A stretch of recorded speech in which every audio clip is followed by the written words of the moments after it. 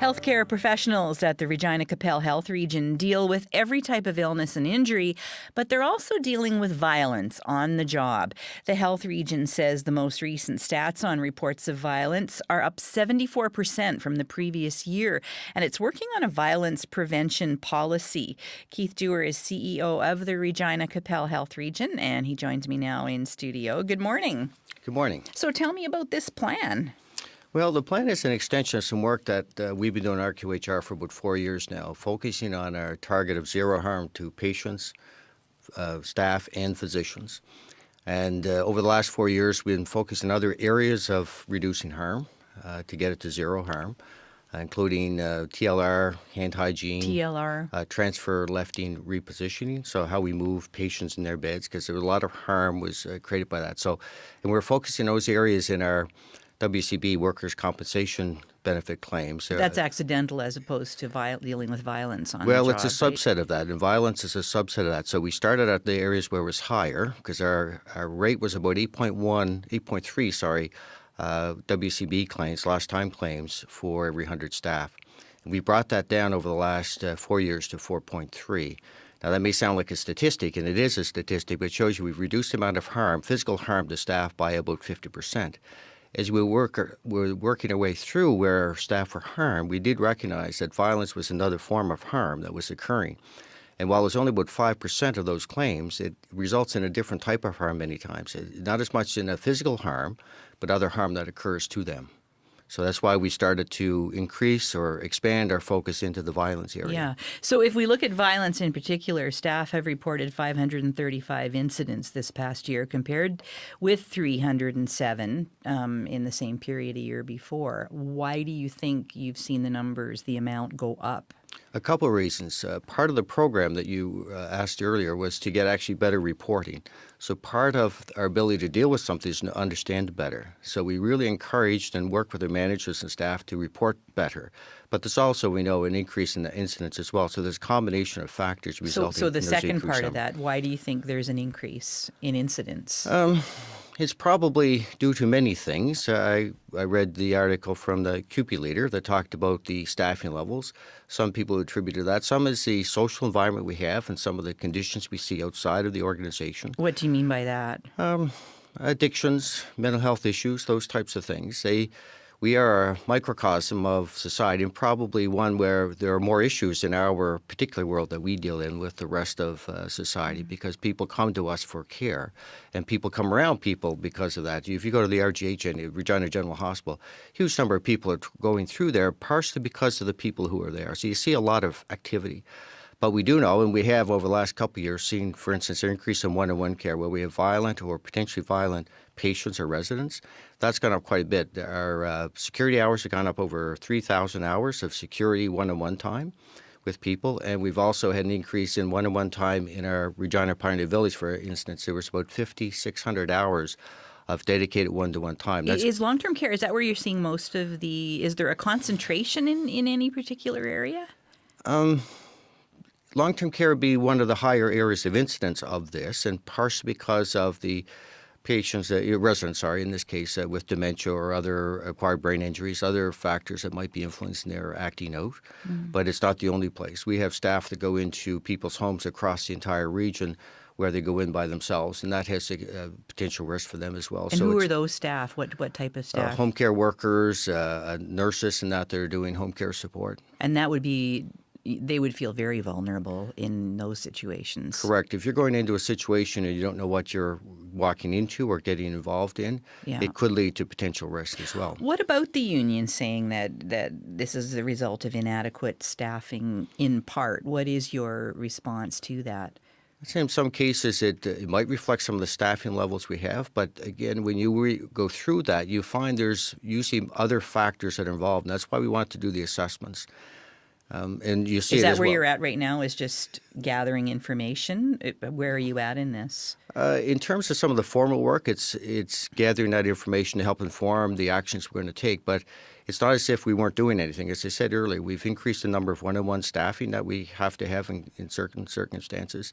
We've already implemented some changes in how we deliver care. So, for instance, in the long-term care facilities, we've gone through a general persuasion approach, which is one of the tools. What do you mean? What is A general that? persuasion approach is teaching people how to interact with a resident that may be acting a bit differently or potentially would act differently, but with this approach, you actually learn interventions and tools to help de-escalate the Verbal intervention. interventions or drug interventions? Oh, no, it'd be verbal. Yeah. Yeah, Okay. we do use, there are some physical restraints and chemical restraints used, but we're fairly low actually in the use of those. We monitor those fairly closely. But the Yeah. general persuasion approach is more like the conversation we're having here, except you're not violent and hopefully Not neither yet. am I. That's it. You might become violent. Who's most vulnerable? I mean, we always hear stories about nurses. You know, I have a daughter who's a nurse, and I hear stories from her.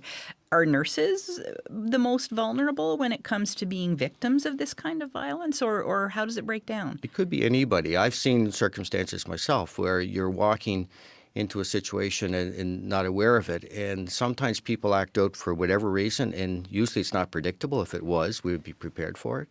But it's those people who are mostly with those in those areas of potential risk, right? So nurses should be there, but also environmental service workers, nutrition and food service workers, doctors as well are interacting with residents and patients. So anybody that's in those circumstances have some risk. Can you give me a couple of examples of stories you've heard of violence against your healthcare workers? A couple that stand out. I know you put one in your newsletter about a nurse who had a patient pull a knife. Right? Yeah. So, what are some of the examples of the kind of thing you've heard of? You have people, and I want to be careful in terms of how you, when you talk about these things, you start to potentially stigmatize various groups, right? But if you go into our inpatient mental health unit, for instance, there are occasions where some of those patients will act out because of their mental illness, and we've seen many instances where people have been hurt in that. How badly? That situation. What's an example of someone being badly hurt? Well, see, there's where I went back to the statistics again. It's actually the actual physical harm that occurs is relatively small compared to the other harm that occurs to staff across the organization. That's why we focused on some of those other areas, because you wouldn't have impacted as much in reducing the harm to people as you would have in focusing those. But sometimes it's not the physical harm that's important. It's the other type of Being harm that occurs. traumatized.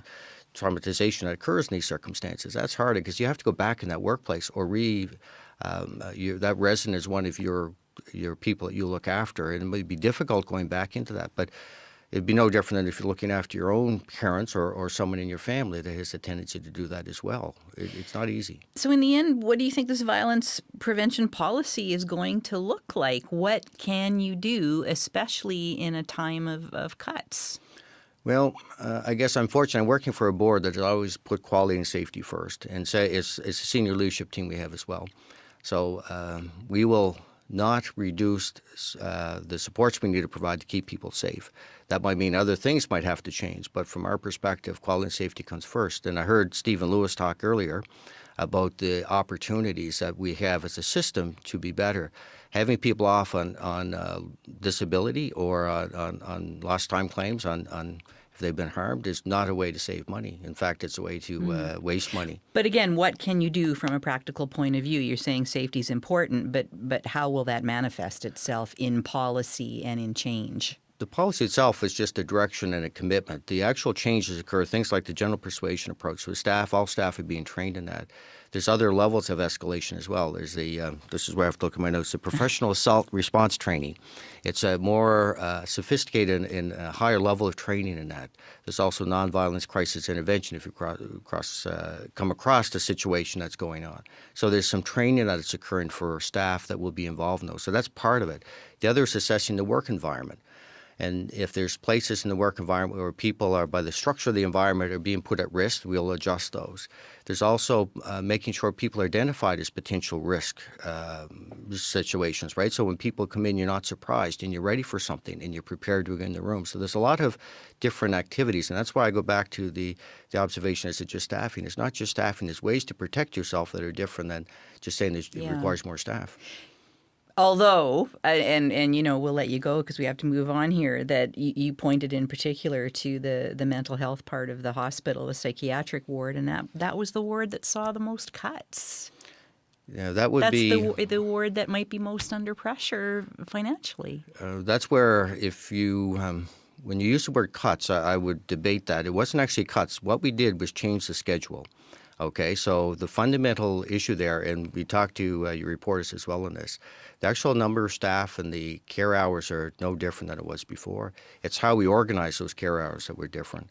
So if you'd like to go in a deeper dive in that and understand that a bit better, we could help you do that. But they weren't cuts. There was a realignment of staffing by changing the schedule.